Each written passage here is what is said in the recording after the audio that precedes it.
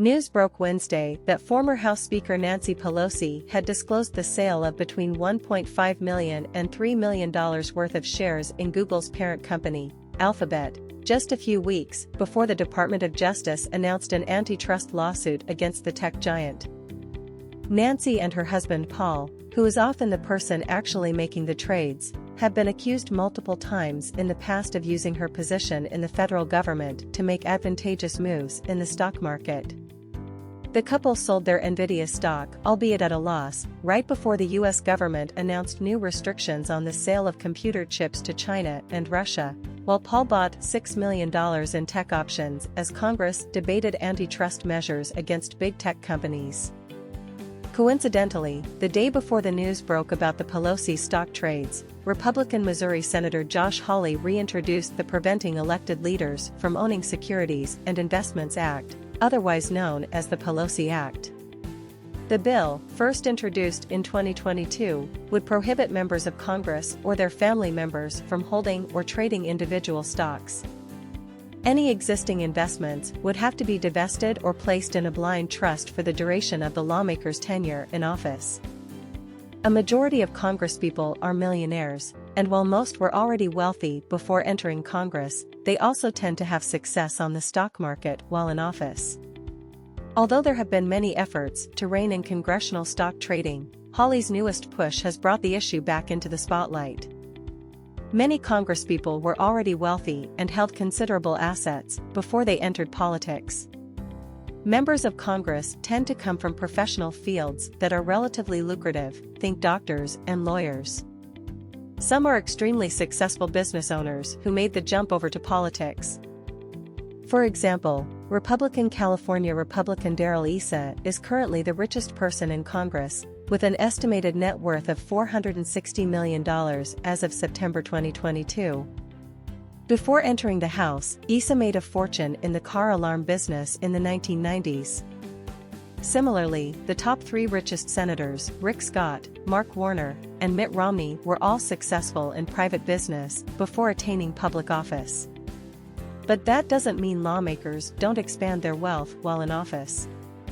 In fact, some have seen massive gains thanks to fortuitous moves on the stock market.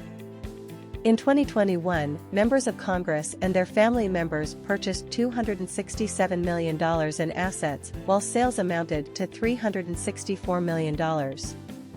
On average in 2021, Congress beat the market, according to an analysis by Unusual Whales. SPY, the exchange-traded fund that owns all of the stocks on the S&P 500 and one of the most important market measures for investors, saw a return of 13.6%. Meanwhile, both House Democrats and Republicans saw an average return of 14.7% and Senate Democrats saw a return of 15.4%. Only Senate Republicans failed to beat the SPY, with a 13% average return. One congressman saw a return of almost 800%. Members of Congress have not only been fortunate in picking winning stocks, but they have also had a lot of luck in selling stocks, note the Pelosi example above, just in the nick of time to avoid massive losses. This level of success has attracted allegations of insider trading, i.e. using knowledge gained from their work in the federal government that is unavailable to normal Americans to make advantageous trades. Four senators were accused of such malfeasance in the early days of the COVID pandemic. Former Republican Senators Richard Burr of North Carolina and Kelly Loeffler of Georgia sold millions worth of stock after a closed-door briefing on the possible impacts of the coronavirus.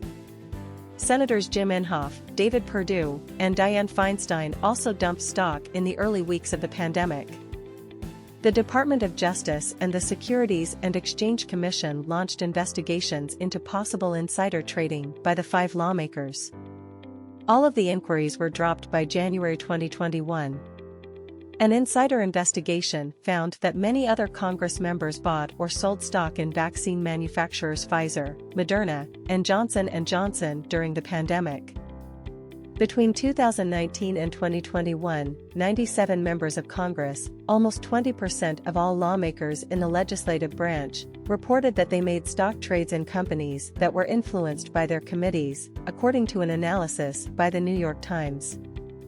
There are already laws on the books to prevent insider trading, most notably the Stock Act, passed in 2012. A critical part of the law requires members of Congress to promptly disclose any stock trades made by them or close family members. According to an insider report from early January, 78 members of Congress have recently failed to comply with the law and properly disclose stock trades, according to an insider report from early January. Congresspeople who violate the law face a fine, but it is usually only $200, and the penalty has been waived altogether several times by the House Ethics Committee. 2 current members of the 8-person Ethics Committee were identified in the Times analysis as having traded stocks in companies influenced by their committees and were among the 78 lawmakers who failed to comply with the Stock Act. For too long, politicians in Washington have taken advantage of the economic system they write the rules for, turning profits for themselves at the expense of the American people, Hawley said of the PELOSI Act in a news release. Lawmakers who violate the proposed act would be forced to forfeit any profits from the investments to the American people and lose the ability to write off any losses on their taxes. The first iteration of Hawley's bill, which lacked the acronymic jab at the former House Speaker, stalled in the Democrat-controlled House in 2022. Democrats also scrapped another proposal to regulate lawmakers' stock trades just a few days before the 2022 midterms elections, with then-House Majority Leader Steny Hoyer claiming that there wasn't enough time for representatives to study the proposal.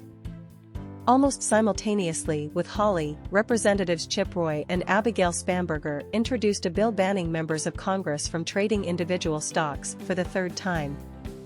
They previously introduced the bill in 2020 and 2021. Given the poor track record of bills regulating congressional stock trading, both in getting passed and actually being enforced, chance of meaningful reform is dim. And in the meantime, members of Congress will most likely continue to beat the market. Thank you for watching. Don't forget to like and subscribe for more great content in the future.